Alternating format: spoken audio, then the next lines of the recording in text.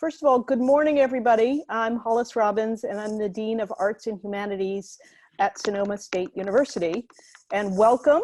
I take it you're all interested in an arts and humanities education here. Is that right?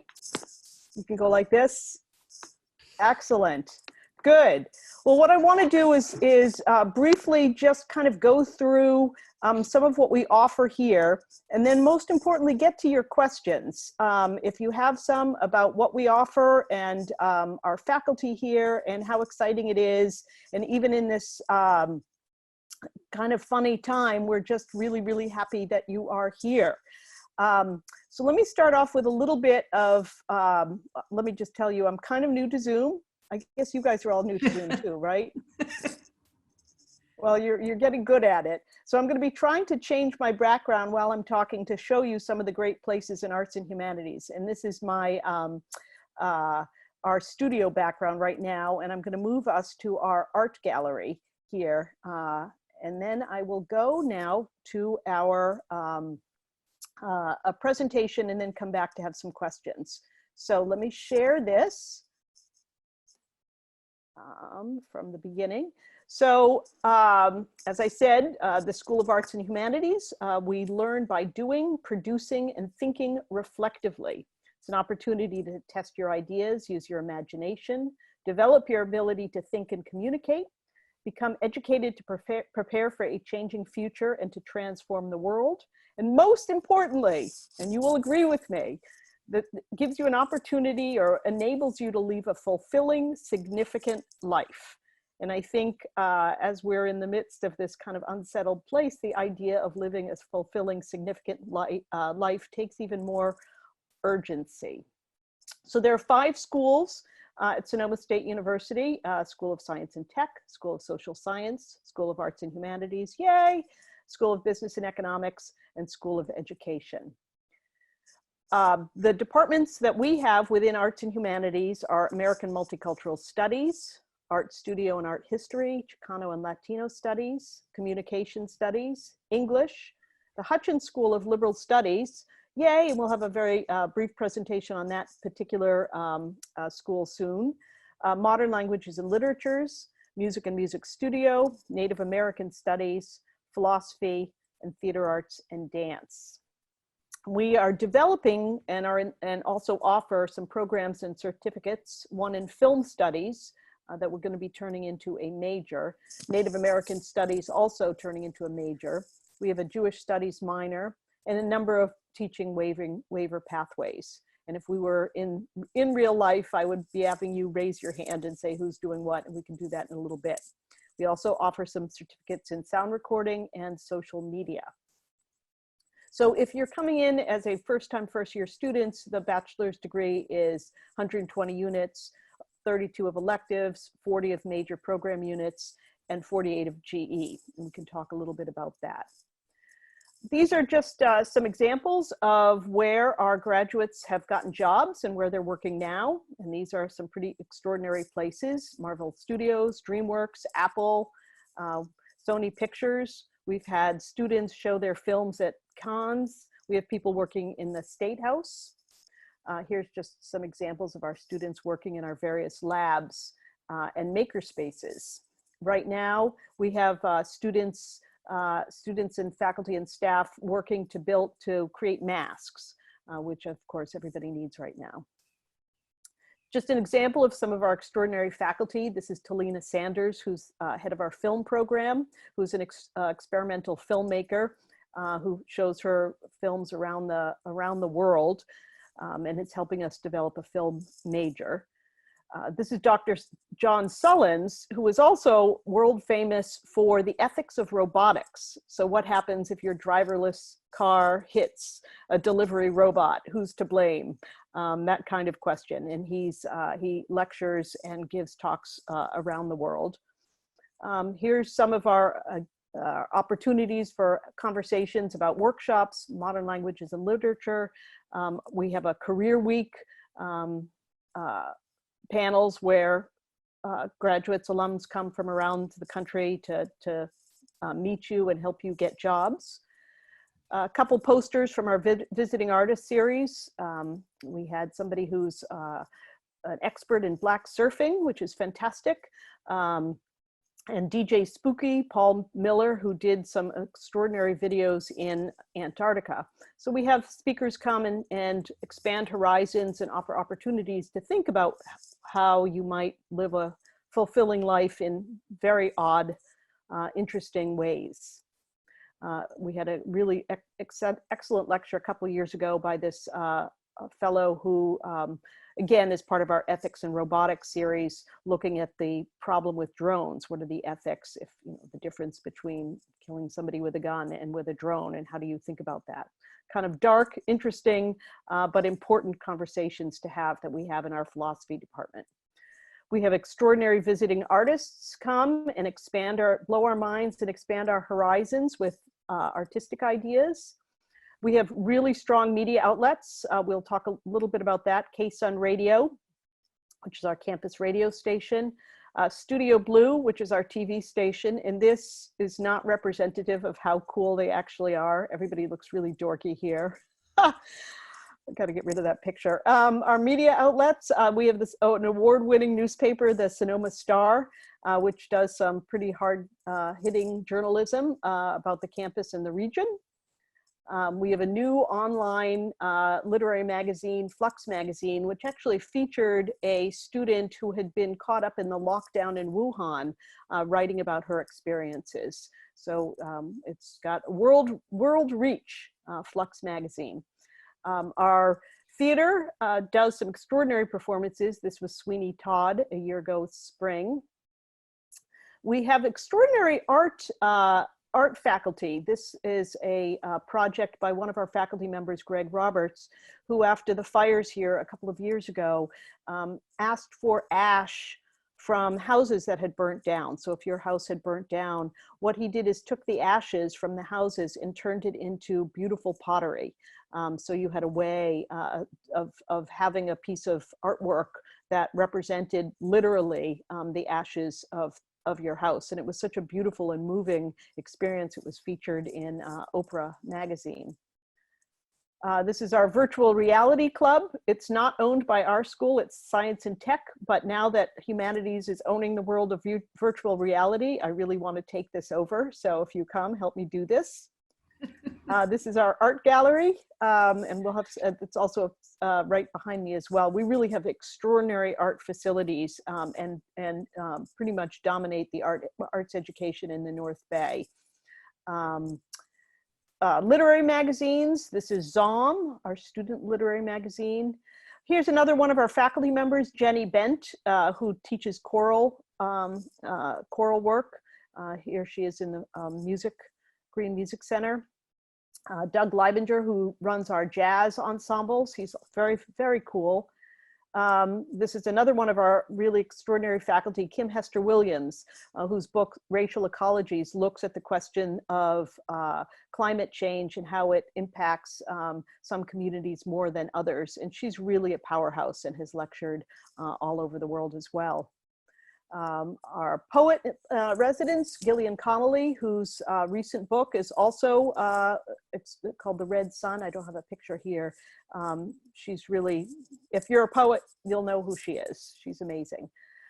This is our Sonoma Writers Festival. So we bring writers, poets, filmmakers in from around the world. Some of our dance productions here. We have a really extraordinary dance faculty. Another one of our faculty members, Janet Hess, who does mapping of Indigenous languages. Every month I have an event, or I used to before the lockdown, called Donuts with the Dean. Mostly we argue about how to spell donuts, but I hear directly from students about what you might want to do and do differently. And I think I'm just going to wind this up because I really want to hear from you. This is our extraordinary staff. So let me end this. And one thing actually I would like to do quickly is show you a couple of movies of what our faculty members have been doing. Let me try to do this, excuse me. I'm trying to be a little smooth about this. What our students have been doing while they're on lockdown. So I'm going to show you a couple of movies here. Let me see. There we go.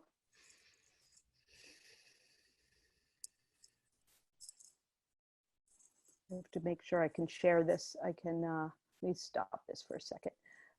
Share screen, share computer video.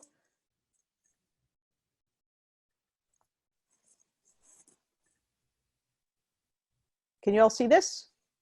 Yes. Okay. Let me make sure it can play. Ah, this is always what happens in the midst of this. Let me stop sharing this for a second and see if I can go. Actually, let me hear from you while I have a moment to try to get my technology working. Who's here? We've got 94 participants here. I'm wishing I can see you and raise your hands in some ways. I want to be able to show you some of the extraordinary work that we do let me try to see. But actually, why don't I turn it over? Could I turn it over to you at this point, Stephanie, while I try to get my tech worked out? Oops, I'm going to unmute you. How's that? Yes, I think you can hear me. Actually, I figured out how to do your video, so I can do your video now. How's that? Oh, that's fantastic. And then I can talk a little bit about Hutchins and do an intro. Okay. Hopefully that'll give you enough time to. Okay, good. All right, so here's your video. Hey there, I'm Tommy. I'm Tommy. I'm Albert, and we'll see you next time. Oops, no, Oh, wait. I want to start over. Sorry. Hey there, I'm Tommy. And I'm Albert. We're live outside Carson Hall, where the Hutchins department is located. We're here to find out what Hutchins is all about.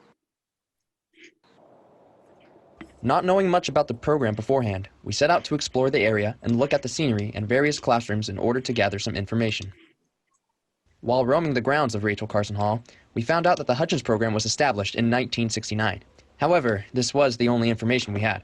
So, we decided to ask one of the professors within Hutchins how the program got started. So basically the story is that we wanted to be a student-based program. We wanted it at a public university where it wasn't a program. We wanted it to be seminar-based, interdisciplinary, and we wanted it to be looking at the past, but also dealing with contemporary issues. Because the program is student and seminar-based, one notable positive for students that separates Hutchins from other programs on campus is the one-on-one experience between professors and students.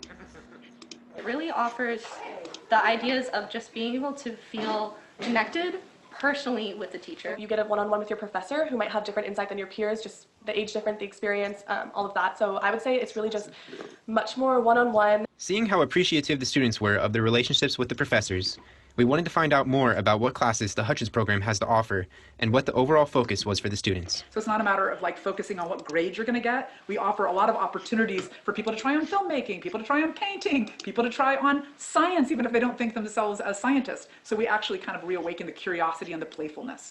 We were also told there were no tests, and there's a really cool dialogue center where some of the classes take place. We're in. What should we expect going into the program? We do all the GEs integrated except for mathematics. So basically the teachers make up the curriculum. Being in Hutchins has really helped me understand that I can look at something in many different ways. It's not just for teachers. If you think you could be interested in something like this, please come join. Thanks for tuning in to this tour of the Hutchins department. I'm Tommy. I'm Albert, and we'll see you next time. Great. Great. So why don't you take it away, Stephanie? Let me introduce, by the way, this is Dr. Stephanie Dyer, who is chair of the Hutchins program, which I think is probably the best value small seminar liberal arts education program, I would say, in the country, certainly in the state. So take it away. Well, thank you. That's very flattering, Dean Robbins. So let me tell you a little bit about Hutchins. I'm sorry about the quality of the video. Zoom can be a little glitchy like that, but we can give you links or try to put a link up on our website, and hopefully if you play it for yourself at home, it'll be a smoother experience. But yeah, just to kind of go over what they covered in the video and give you a little more information about Hutchins. We are named after Robert Maynard Hutchins, who was the president of the University of Chicago back in the 1940s and 50s. And he was a huge advocate for universal access to higher education, for civic engagement. So the whole idea of the program is based on the premise that everybody is capable of being a critical thinker and self-expressive and having knowledge. It's very student-centered. We talk about as decentering the classroom. so that it's not just about a sage on the stage and the lecture testing format. We don't really do that. That's a very minimal presence in my program. It's mostly about active student-centered learning, where you do reading, writing, critical thinking, self-expression, and the majority of the coursework is in a seminar format. So as you'll see, my background here is an example of one of our classrooms. People gather around. Before we had shelter in place, we would gather around a seminar table and in these classes and read and write and discuss and come up with your own ideas and learn really how to hone those kinds of self-expressive soft skills that are increasingly important in today's economy. If you're not, so long as you're not training in a, profession that requires a particular degree, something like computer science or nursing or that kind of thing, we can be a really useful skill set to set you up for success.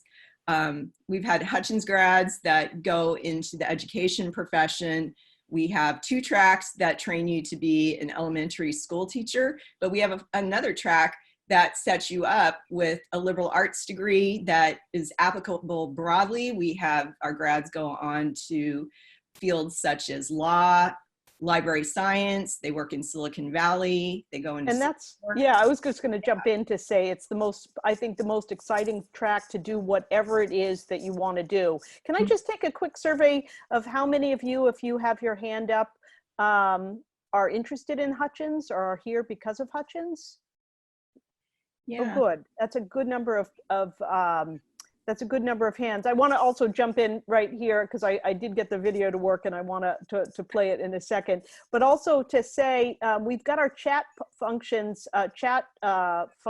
working, and if you have questions, particularly about Hutchins, about any of the majors, I'm trying to make sure I wish there was a way to see all of you.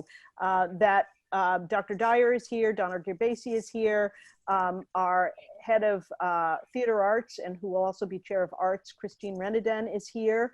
So I want to open up for questions after I show you this cool video, because it kind of sums up some of the work that our students do and have been doing creatively while they're on lockdown or shelter in place. So let me show you this.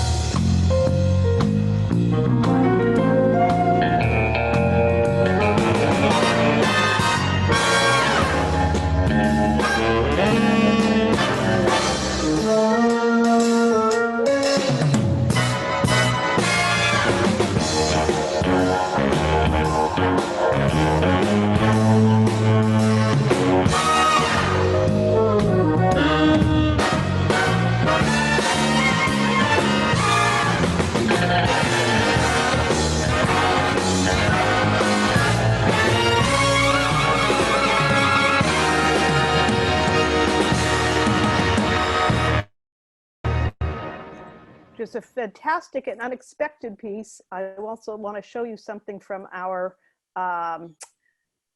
music department, which was a young man, Spencer Causey, who took a work of Beethoven, distilled it down to 8 parts, and played all the parts himself.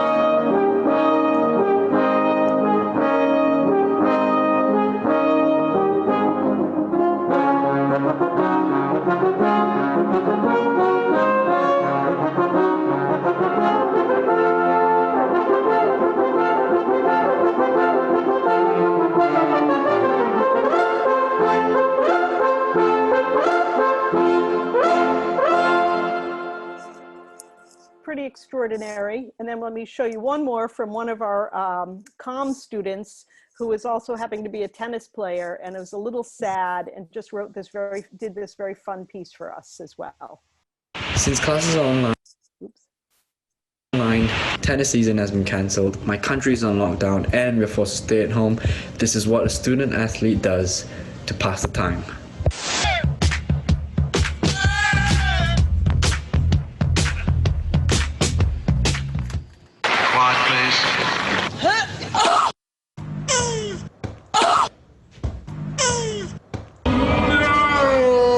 You win!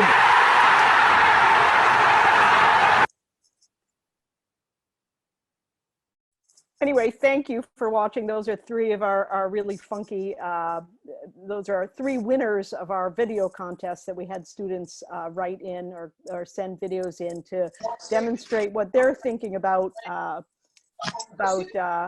their experience on lockdown or learning remotely. So let me open it up for questions that we could either have you ask in person or I'm trying to get us open here. I apologize. Does anybody want to ask a question in person? How do we answer? If somebody wants to put their hands up, we can actually do this way as well. Oh, Jody Barron. Let me unmute you. Go ahead. Where is Jody?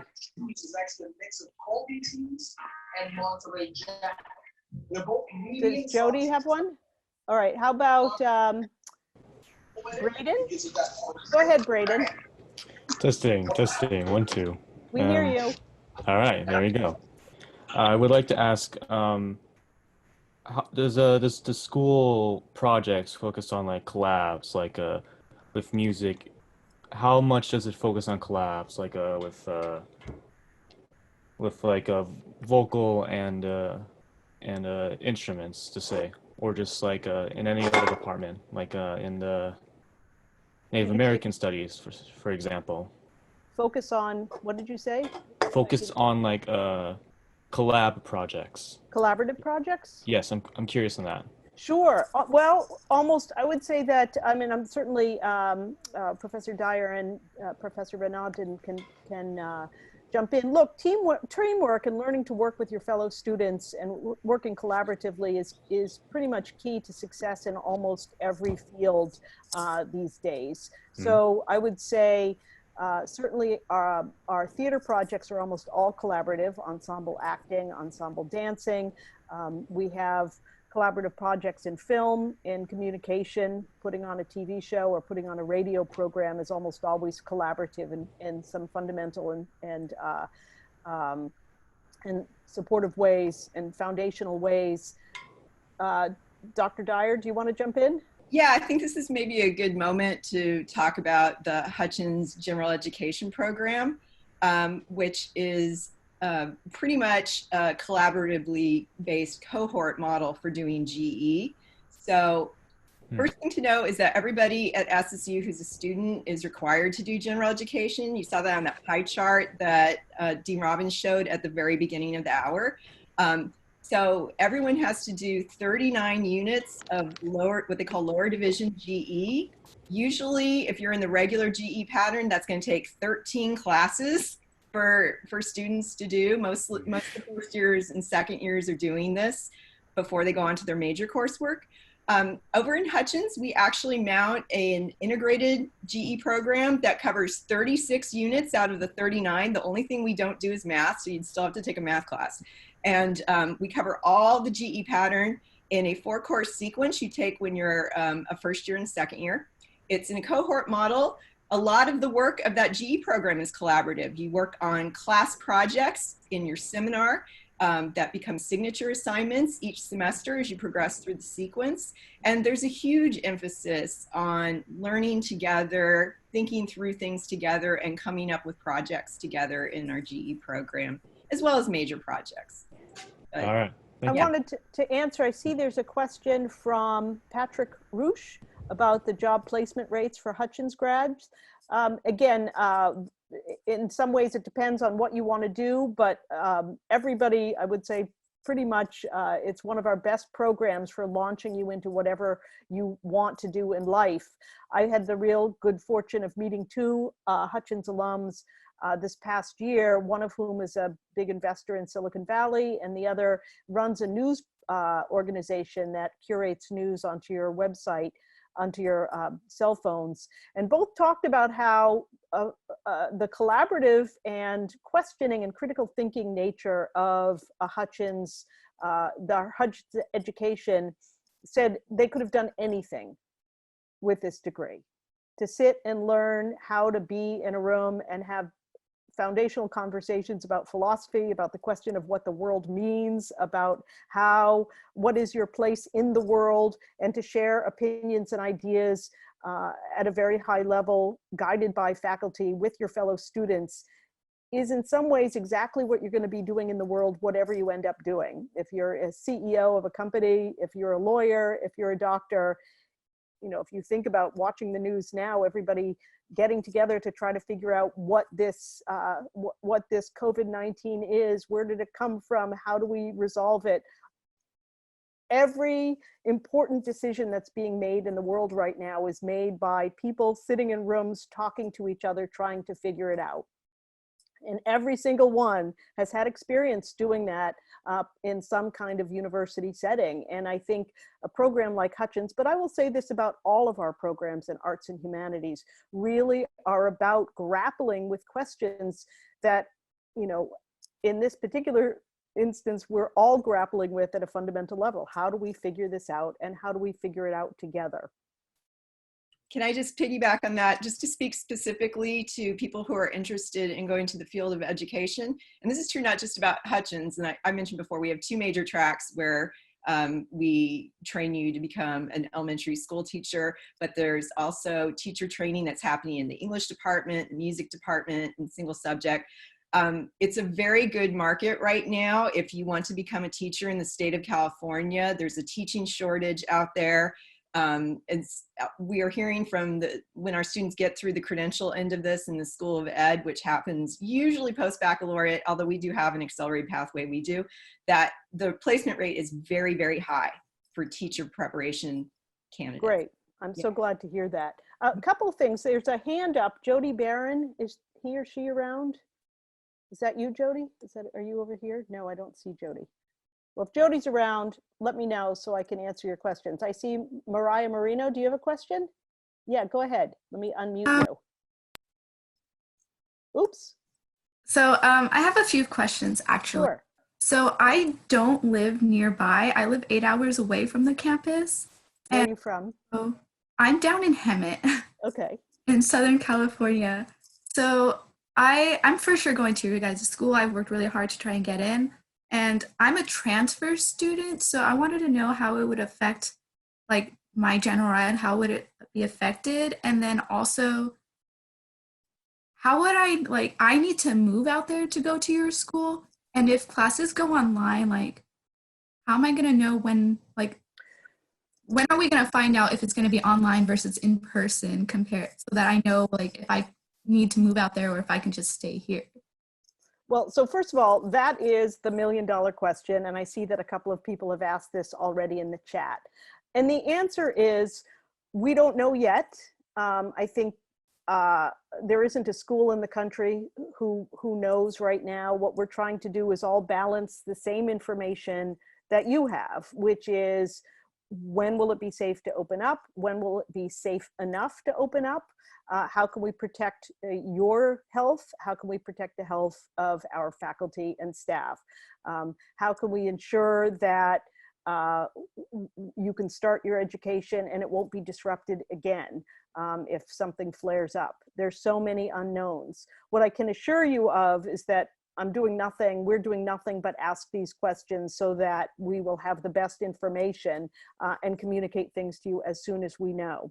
We're right now planning for a number of scenarios. We're hoping to be open. That would be the best. I think everybody in the world would like that. We don't know whether the decision is going to be 100% up to us, or whether it would be up to politicians and and the government. So we would have to work within those constraints. Perhaps some hybrid is possible, that we would see you sometimes and do some of the education online. Everything pretty much is on the table. And I understand if you're coming from far away, that makes it particularly concerning, especially if you have to have a lease. You don't want to have a lease for just 1 month and then go home, right? So I get it, and thank you for bringing that up. And what I can say is that we will work with you. We will work with all of you as soon as we know what we can do, we will communicate it out to you.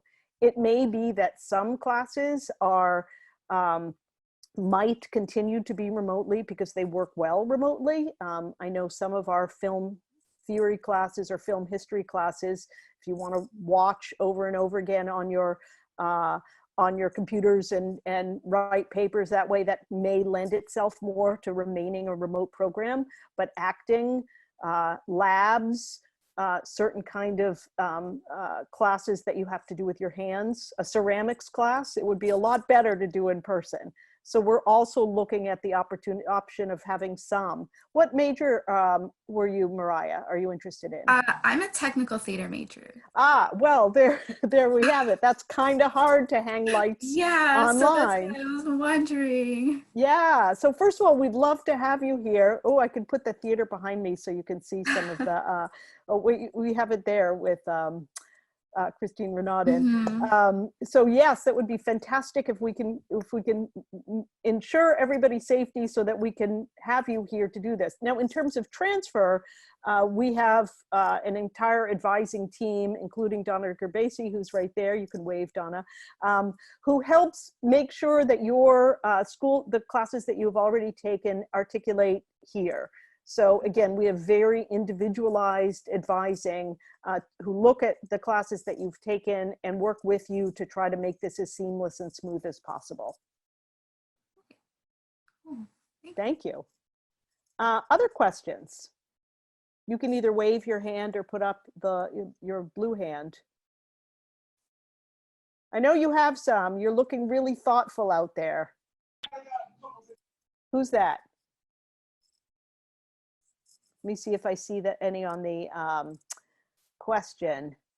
I know there's a question about individuals, patients who are currently in our housing. Let me speak to that briefly. We are doing what we can to work with our community because we're a really key part of our community. We're close to our community to ensure that if there are members of our community who need shelter during this pandemic, to open up facilities that are not being used now for patients who may need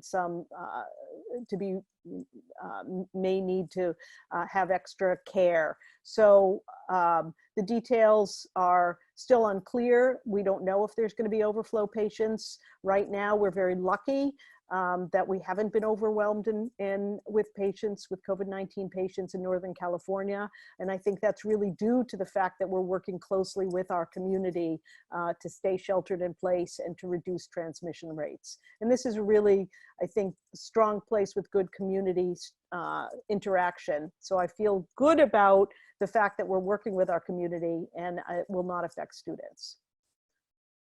Other questions, let me see. Talk a bit about studio art. Oh, wait, Samantha. I'd rather have an in-person question. Go ahead. So the chart that you showed with like the major program and then like your general ed and all that. So if I'm a transfer student, and obviously I know you talked about how the credits that we've taken already and you're going to look at those and all that kind of stuff. What would happen if some of them don't line up or something fell through or something like that? What would have to happen? Would we have to take them again at Sonoma, or would we have to figure it out with our previous school?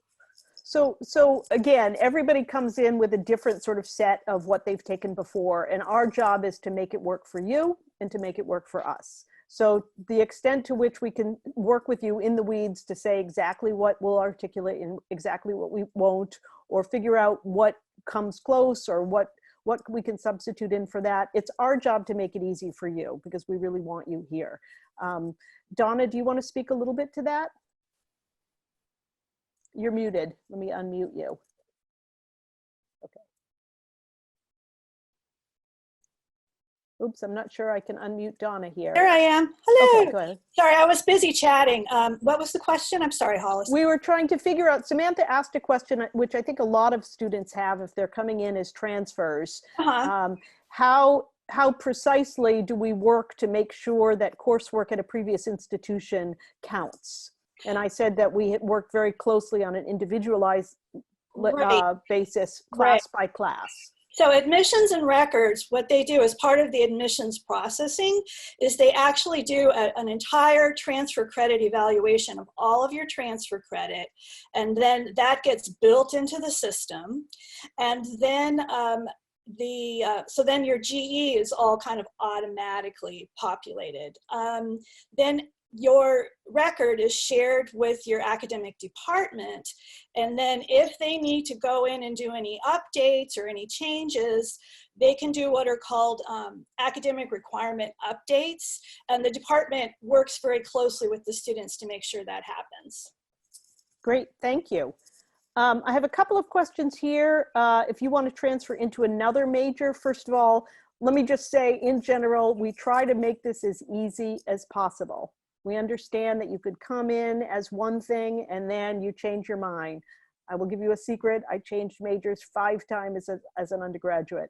So, and you know, the thing is, we grow as people. You meet people, you think, oh, that seems more interesting to me. We will make it work for you.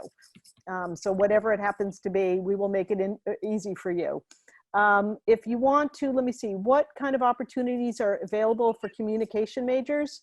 First of all, this is one of our more popular majors and people get jobs. Let me just say that. So we've got one of this great student last year who's writing for NBC News Bay Area, who's been covering actually the San Jose's early reaction to the virus down in Contra Costa County.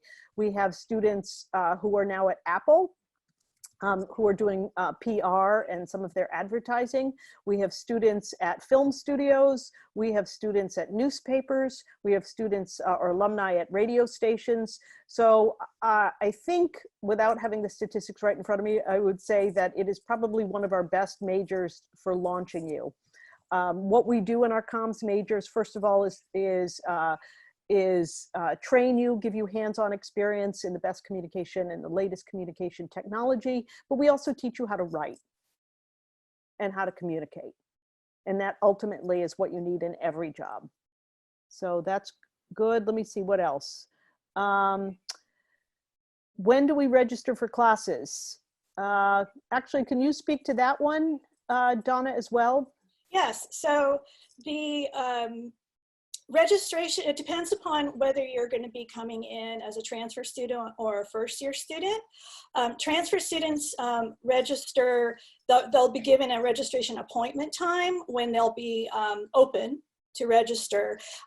First-year students will be attending an orientation, and registration for courses will be part of that orientation where they will be actually registering for classes during orientation. Great. All right, I see some of you looking very, very thoughtful, and I actually want to hear from you. So who's sitting out there that will wave and be interested in waving? Charles Barrett, you're looking thoughtful. Can I pick on you? I just unmuted you. Hi there. Hi there. What are you coming in with? I'm a transfer student coming from SRJC, studying comm. I actually do have a question about the transfer appointment. Do I get that after my orientation? Or respond to that, Donna? Say that again, I'm sorry. So I have a scheduled orientation, and I need my registration appointment. Okay, so do I get that after you get that after you've done the orientation if you're a transfer student. Okay. So you won't be like activated until you've done the online orientation, if that makes sense. Okay. Then you'll And get your appointment registration time, and then you'll be able to access registration. okay, one more question actually. I made my appointment before this whole pandemic kind of took place. Is it going to be on the same date, same time, just virtually now? Or how's that I work? believe that they're going to give you access to the online orientation at a certain date and a certain time, and then you'll have some wiggle room to Okay. actually complete that online orientation. So Okay. it's not going to be like on an exact date and time. It's my understanding. I'm not the orientation office. I just know kind of general information. That's my understanding, is that Okay. you'll be given access to the online orientation module. You'll go through that module, and then after you've completed it, then you'll have your registration appointment time. All right. Great. And Thank you. we really are trying to make this as easy as possible for Right. everybody. No, How I are you all appreciate it. doing? Thank How are you. you all doing in your classes right now? Are you, oh, Richard Torres is shaking his head. Do you want to speak to that, Richard? No? It's a challenging time. What have you learned about remote instruction? Does anybody want to share about that? Sure, I'll talk about that. Sure. Go My ahead. name's Jason Hill. I Hi, go to Jason. St. Mary's in Berkeley. Uh-huh. And, online instruction's interesting. It has its perks and its downsides. I get out of school every day now at about 11:50. Only take 3 classes a day. And I have a lot of time to work on other things, but I will be missing out, obviously, on my graduation, and all that cool stuff. But, I had to keep my head up and do what I can do and not complain. Excellent. Now, what are you interested in majoring in? Communications. Excellent. And do you think you're going to do written, oral, TV, Um, radio? I'm not sure. I like all of it. So that's something I'll be thinking about, but I got plenty of time to think now. Excellent. And have you been doing creative work while you're either videos or film or podcast while you're after 11:50? Well, actually, I've just been doing a lot of, I play baseball, so I've been practicing, and doing a lot of writing, and applying for scholarships, stuff like that. Excellent. Thank you. Yeah. How are the rest of you doing?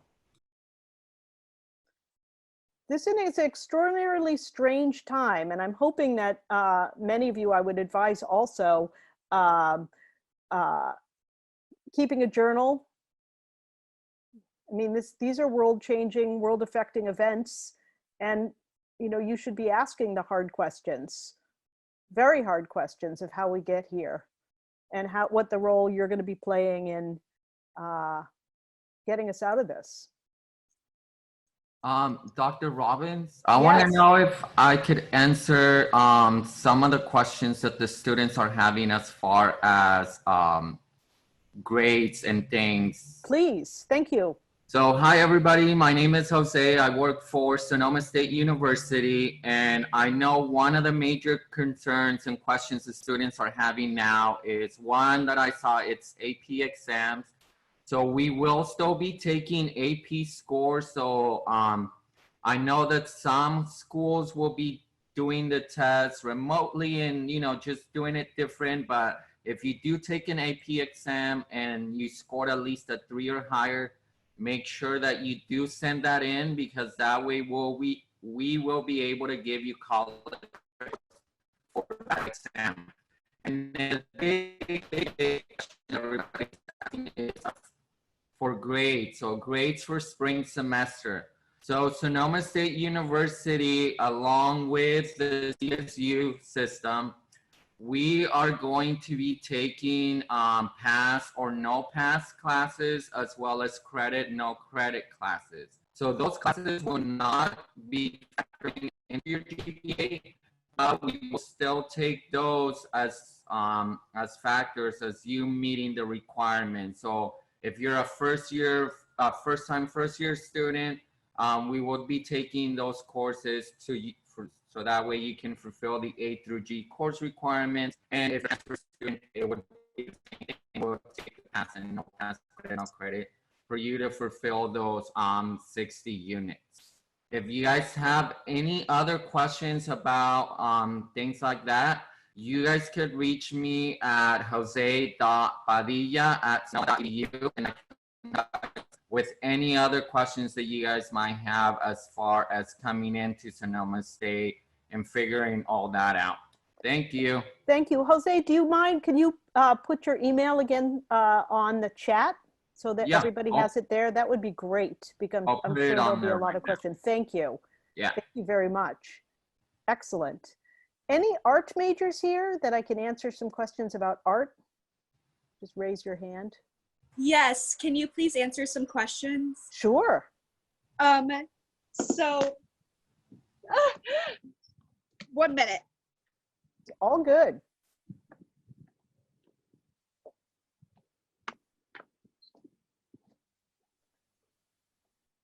There was a question about early childhood development. I think some of those courses are offered in our School of Ed, our School of Education has most of the coursework in that area, but also in Hutchins. Did you want to say that as well, Stephanie? Yeah. Early childhood studies is a major that does teacher preparation, same as Hutchins, same as CALS, same as AMCS. We all are good choices for a major to get your bachelor's degree in before you go get a teaching credential. One of the things that's often like for first year students, it's often a little confusing is how teacher education works in California, which is that everybody needs to get a post-baccalaureate teaching credential before you can go into a classroom and become a teacher. And those credential programs require you to have a bachelor's degree. So you can get your bachelor's degree basically in any field and take a test to go into a credential program. It's just some majors are better at feeding you than others. And yeah, like I said, things that tend to be interdisciplinary if you're looking at elementary ed. So us, Hutchins, CALS, AMCS, we tend to be really good because of that interdisciplinarity in our curriculum. ECS is another route to doing it because of the child development piece. And even if you want to go into elementary ed and major in the arts and humanities majors, you will take some preparation work in child development on that pathway. Great, thank you. By the way, just I'm looking also in the chat here, Joshua Weeks. Joshua, if you put your email down, we will get you in touch with the right person. I guess that would be if you need to have, we'll get that to you if people are interested in getting that. So put that there. Thank you for asking that. Before we get to Tessa, are you there yet, Tessa? I know she had a question. Olivia Greenbaum had a question. Hang on for 1 second. Let me just answer this. The dance classes, if we're going to be in person, the dance classes will be in person, which, as anybody's a dance major, would be far more ideal than having remote dance classes. If we have to be remote, we are going to be excellently remote, but we really, really hope to be in person. So it's a good question. Okay, go ahead, Tessa. Okay, so I wanted to ask who you recommend contacting for art history, for the art history major. Is there an email you recommend contacting? In fact, we have the incoming chair of the art department right here with us. If Christine, if you want to jump in about that. Can we unmute you? Yes, I'm sorry, I was finishing a private message on the chat. Can you repeat the question? Tessa is interested in art history. And I said that we happen to have the incoming chair of the art department right here with us. Yes. So I just wanted to see if you could just tell me a little bit about it. Well, I know that it's staffed with wonderful faculty. Yeah. Mm-hmm. And it's fairly small. It's fairly small compared to Art Studio in terms of the number of students involved for majors. There are lots of students from the rest of the campus, but it's a fairly small cohort, which is great because it allows for great one-to-one relationship with your faculty members. Yeah. Okay. So I'm it's looking for your face on the tiles and I can't find you, which My camera's broken. looks maybe I'm looking lost. No, sorry, my camera's broken on my iPad. Oh, So okay. we're all trying. Great. Thank you. Other questions from either in person or let me see what's here. Music class auditions. Wait, did somebody else? I'm hearing somebody. Go ahead. Yeah, sorry. I have a quick question about computer science. That's a different school. We can help okay. you here because that's in Alright. science and tech, though we like to attract computer science majors with our philosophy of robotics. So I can talk to you about philosophy, but go ahead. Yeah, I was wondering what would be if I'm a CS minor, what would be the class requirements for that? It's a good question. I'm not sure I can answer that as Dean of Arts and Humanities, except to say that we do have some philosophy, computer science, double majors, and major minor. Because again, what are you interested in computer science? Specifically computer programming. Okay. And in terms of your arts and humanities, a major here as well? No. Well, then you might want to go to the science and tech, though we want to convince you to stay here so you can, but I'm not sure I can answer the specific questions about your foundational classes. Okay. Was it in the same meeting or? Nope. There's a meeting and perhaps somebody can, Donna, could you get him the Zoom? Or I think if you go back to the main page, it would be in the science and tech school. Right, go back to the main page and then you'll see a link where for science and tech where you can click on that link and join the meeting. Okay, thank We're you. a little more fun though, so come back. Excellent. Other questions? You can just wave like this. I have a question too. Go ahead, Hannah. So I am a business major, but I'm also very interested in wine. So I'm just wondering like what your wine program is like. So that is in the business program, but what we've done is some really interesting collaborations with our art department, because if you look at a bottle of wine, some of the designs on the label, not that anybody would be picking a bottle of wine based on the label, but we've got some programs where we connect our art students and our public relations students with the wine business students to have some hands-on experience and marketing campaigns for the wine industry. So the classes themselves that you're interested in would be taken in the business school. But if you're thinking about a career in marketing, positioning, branding, wine or any kind of product, then our communication department and our art department are collaborating there. Oh, awesome. Okay, cool. Great. Other questions? Go ahead, Samantha.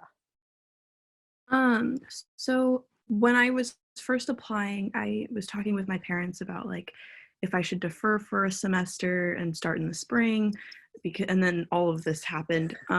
What steps would it have to take if I did want to defer for a semester?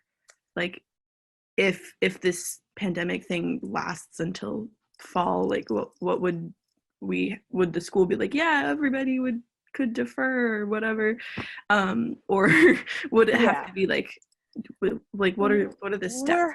I think part of that is it may be a summer question. We're waiting for, we've extended the time for deposits and registration until June 1st to give families and individuals a time to think through this. So again, I don't know specifically the process, except we'll be working with individuals, classes, groups to say whatever it takes to serve your needs as an incoming student, because obviously none of us have dealt with this before. So I would say sit tight, stay in communication with us. What we try to do is what we can do easily and best supporting for your education, for student education that's remote, knowing that ideally we'd like everybody to be here because this is what we offer, an education that's educating you in person, ideally. So sit tight. How's that? Zoe, you had a question. Yeah, I have a question. I am going to be a first-time freshman, and I was wondering what information is there about the creative writing program? Excellent. What information do you guys have on that? Fantastic. So at our English department website has, I think, a pretty good place, a section on our creative writing program on that track as an undergraduate. There's also a master's program, which is something you might look forward to down the road. We have poets, as I said, Gillian Connolly, extraordinary writers, like Stefan Kitzbühel, who's a short story writer, who's the chair of the program right now. There's opportunities to do publish in our literary magazine. Greg Saris, who is a Native American writing, teaches creative writing as well. Google him. He's a really extraordinary faculty member who's well, the opportunity to take a class with him should not be missed. So I would say that our program, and I think we'll get some information up there on the website if it's not up there yet. We've got so many published writers and poets and filmmakers and screenwriters that have come through our program that I'm really, really proud of it. So I'll make sure if you want to just email me directly, and anybody, let me just type my email here so anybody can email the dean. It's robinsh@sonoma.edu. And I will try to get you additional information that could help you decide. Where are you from, Zoe? Great, thank you. I am from San Francisco, so I'm not that far away. Yeah. Excellent. Good, good, good, good. Yes, please, anybody at all times write me, and I will follow up with more precise information. Thank you. You're welcome. Other questions? Can you go more into like specific detail about the language majors that you offer, like specifically Spanish? Great. Christine, do you want to take that? Professor? Yeah, we offer a BA in Spanish as well as a minor, and eventually also an MA, but that's through extended education for later, I guess. And we have we offer you a way to capitalize on whatever Spanish you've had before. So that's really important to know how much you've had before you come. And you can start from where you are. You don't have to start from scratch, of course. Yeah. I'm wondering what kind of detail you want about the program in Spanish particularly. Yeah, I guess I was just like curious on like the specific like courses you offer for like the major itself, like class sizes, like stuff like that. Okay, so typically our classes are fairly small, usually around 25, yes? For the exact curriculum for Spanish, I think I don't have it in mind right now to tell you exactly the list of courses that are available, but you can find it on our website, Modern Languages and Literatures. If you go to the website and click on Spanish, you'll have a full description of all the courses and the requirements for the BA in Spanish. Does that help? Does that help? Yeah, I have one other question. So I am just going in as like a Spanish major, but I may want to double major in international business in Spanish. Is that like hard to do? Like, no, it's easy to do, and it's extraordinary, and it means you're going to be super successful in life. I mean, one of the things that's really fun about our Spanish program as well is the opportunity to do internships where you work with our local government entities to do translation, to do projects. I think we had a student that was featured on the website who works for the FDA, who's ensuring that all of our food packaging is appropriately labeled in Spanish and in English. We've got a really strong alumni network of students who are Spanish majors, who are in all walks of life, and it's a really good, vibrant program. That's awesome. So, yes. So it's we're really working to try to create double majors across schools that could be tailored for your interests and your career needs, and career desires, because the point is to launch you into whatever you want to do, and understanding that everybody comes to college with very different interests and very different objectives. So we will make it work for you. Great, thank you. I could promise you that. There was a question about a psych major. We have a psychology major in another school, in the School of Social Sciences, and it's a fairly strong program. We have a lot of double majors in psychology and art, psychology and English. If you're interested in that, you might look at that School of Science, Social Sciences. A couple more messages I see. I'm undeclared, says Chris. Is Chris still there? If you're there. So I don't fall behind, considering communication, but I'm not sure yet. That's a great question. Come declare yourself in arts and humanities, because no matter what you do, we have the best foundational education for whatever you want to do. So take whatever our freshman learning communities, whatever the freshman GE classes that you're interested in arts and humanities, and we will convince you to stay.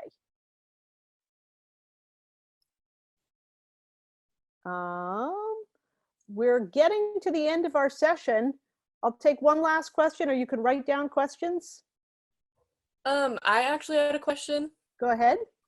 I'm interested in the blended program for Hutchins, and I was just wondering how I would sign up for that, or how I would get into it, and if there's a way that I might not be able to get into it or something. Yeah. Okay, Kaylee, first of all, are you coming in as a transfer student or as a first-year student? I'm a first-year student. Okay. Do you have a declared major on your Sonoma State application? Yes, right now I'm liberal studies in Hutchins. Awesome. Okay, woo, then you're in. So all you need to do is let us know that blended is the pathway that you want to go into when we get everybody sorted as part of the orientation process that happens this summer. So if you want blended, you'll have blended. There's not going to be a problem about electing that pathway. Okay, thank you. Okay? We had a question here. The session is officially ended, but I'm happy to stay and answer whatever questions, because my goal is to keep you interested, to just answer all the questions to ensure that those of you who are interested in coming have all the information that you need. And I hope you all are interested. Let me see, there was a question of when is orientation? Are we still doing this in June, Donna? Yes, I believe so, but it's going to be done in modules, and it's really unclear what that's going to look like. Things are changing hourly as we speak, but it's my understanding that it'll happen in June, as it was scheduled to happen, but it will be done in modules. That's about all I know right now. Great. Other questions? It's really helpful for me to listen to you and listen to the concerns that you have. Go ahead. Yesenia? My question is, like, for the blended program for Hutchins, is it like when you're getting your credentials and your bachelor's, are there like separate classes, or like your credential classes, like is it a credential class that you take, or like a course? I was kind of confused about. Stephanie, you look like you have an answer for that. Yeah, so the way that this works, blended, just to be clear for folks, because I am seeing it pop up in the chat, the blended program is an accelerated pathway where students major with us and do our major coursework, and then they start taking their credential coursework, the thing that's normally you would need to graduate, get your bachelor's degree and apply to a credential, and then do it in like a 5th year post-bac. We blend that credential coursework in with the last 2 years of your undergraduate. So you start out with us, you start doing our major 1st year, 2nd year, you continue working on it into your 3rd year, and I think like even the 1st semester of senior year.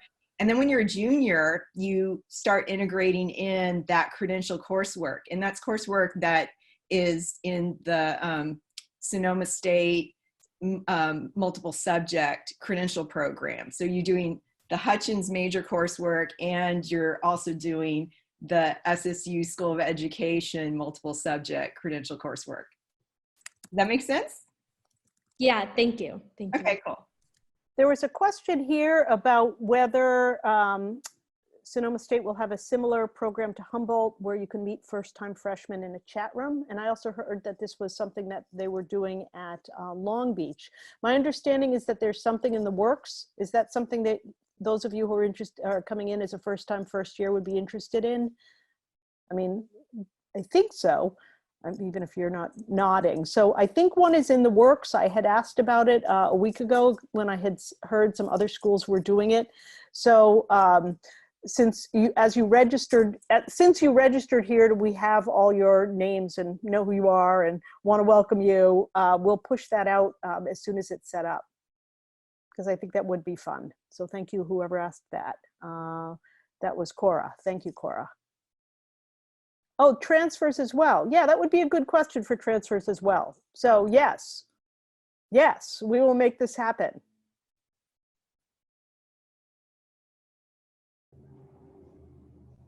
Other questions? I have a question. Go ahead, Isabella. So I'm a music major, but I'm interested in getting like some kind of wine certificate. So I was wondering, like, if you need to be a business major or have that kind of knowledge to get a certificate, or can you just apply for one? It's a good question. I don't know the mechanics of it. So first of all, congratulations for coming here to be a music major, because it's a great program. The collaboration that we've started already with the art department and the Wine Business Institute and with the communication department would be a model for what we could do with music. So I think we can make it work. We will try to make it work. I think it's interesting as well. You know, when you look at wine marketing and wine business, it's almost like all Vivaldi all the time. And it would be really nice to have a little bit more sort of a musical foundational way of thinking about wine business. So I think you bring a lot to the table. What's your instrument? Flute. Excellent. Great. So we'll build this together. All right, thank you. Thank you. I also have a question. Go ahead. Sorry, I joined a little late. I was put in the School of Education on accident. I don't know, it was a whole misunderstanding. But I was listening I was listening to the multiple subjects credential path, but I'm also like on the SSE website, it says that I'm majoring in the Hutchins program. So if I do the blended, it's technically like I'm doing both in a way, right? Yeah. Okay, awesome. I'm just making, like, just to be clear, because I was kind of stressing out there. Hutchins and the School of Education partner to offer the blended program. Okay, awesome. Yeah, and then that is for like elementary teaching, right? Okay, perfect. Thank you. Great. Other questions? June, where are you from? I'm asking June, even because she's been so interested here. Go ahead. I'm from San Francisco. Great. And what are you thinking of coming here for? What are you intending to come here for? Music education, Bachelor of Music. Fantastic. We have, I think, a 100% job placement in music ed. That's a fantastic program. And what's your instrument? Voice. Voice. Oh, voice, you just said. Okay, excellent. We love that. Great. Other questions? I thought I heard another voice speaking up. Yeah, I have a question about housing. Go ahead. So I applied for the housing, and it said that I think there was going to be a form sent to me within like a couple weeks to talk about like preferences of where I'd like to live. But I haven't received anything yet, so I was just wondering if that was the case or if I have to do anything extra. I think sit tight. You know, there are so many questions that are on the table. We have really great housing here, as you know, and I mean, maybe if you don't know, we have really wonderful housing here. I think given the situation, nobody knows quite, you know, if there's going to be a social distancing question that we have to spread people out. We just don't know. Or it might be exactly the same as it ever was. What I do know is that we'll be communicating to you as soon as we can. We're all grappling with the same uncertainties. And I'm not in the housing office, but I'm dealing with classrooms. Like are we going to be asked to distance? Do we have to hold classes in a bigger classroom so that there is more distancing? So our space considerations are vast and complex. We want to make sure we've got everything right for when we do open up. And housing, I'm sure, is grappling with those same questions. Okay. Thank you. It's a great, I mean, keep asking. This is all I say to all of you, keep asking, you know. If you want to talk to a counselor and like get ahead of next semester, how can you do so? You mean a career counselor or advising? It's a good question. I think I'd reach out to our advising office on our, do you know where that is, Donna? The advising office? The advising office. Actually, they're going to have a session later this afternoon, just specifically dedicated to advising. But they actually have a whole website that's part of the SSU website that's devoted to answering those kind of questions. So it's part of the SSU website, which is www.sonoma.edu. Just do a search for advising, and then all kinds of information will come up about ways to access advising here. Like kind of a general answer. Okay, great. Thank you. I'm totally happy. Oh, in fact, yes, the advising center it looks like it's at about, there's a housing session at 12. There's the financial aid information session at 11:30. So if, again, I don't want to keep you from going. I'll sit and talk to you and answer any questions if you want, but that one starts at 11:30 if you need to jump off and go there. I have another question. Go ahead, Emma. Sorry, I feel bad because I was like a little late. It's all good. So when I was in the multiple subjects one, they went over a lot of stuff that I was interested in. But are there any severe differences between the Hutchins, like multiple subject and just multiple subject in general, or are they pretty much the same thing?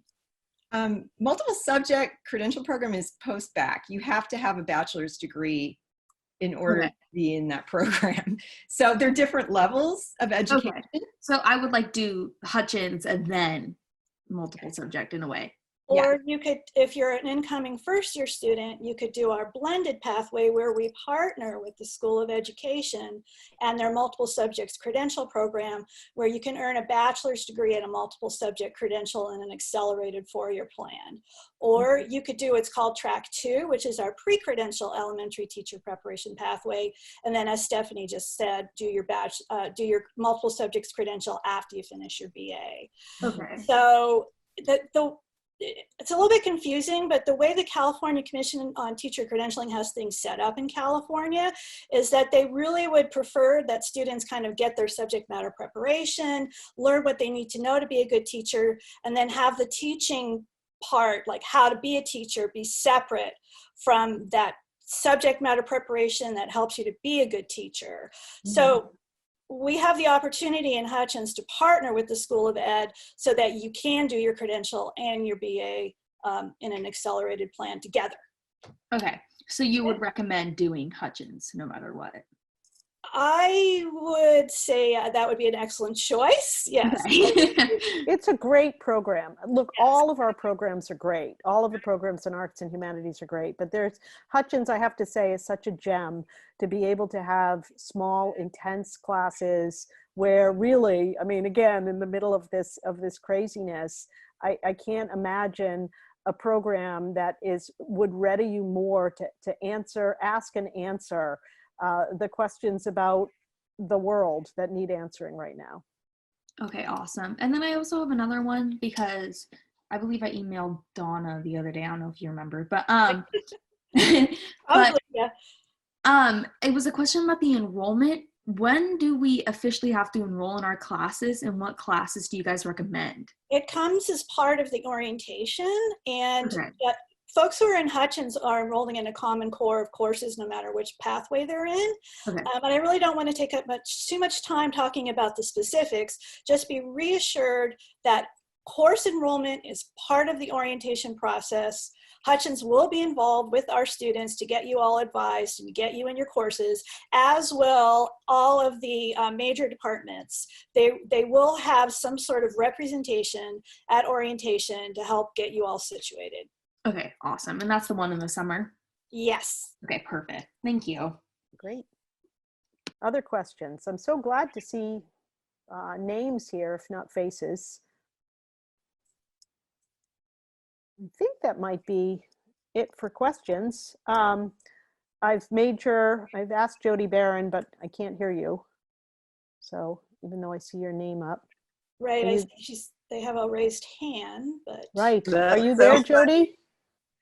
Are you there, Jody Barron? No, Jody Barron. Who's laughing? I think Jody's laughing. Yeah. Oh, all right. Sorry, Jody. Well, I have left my email there, robinsh@sonoma.edu, and I welcome questions by everybody. Thank you, Donna. Thank you, Stephanie. Thank you, Christine. And have a great day, everybody.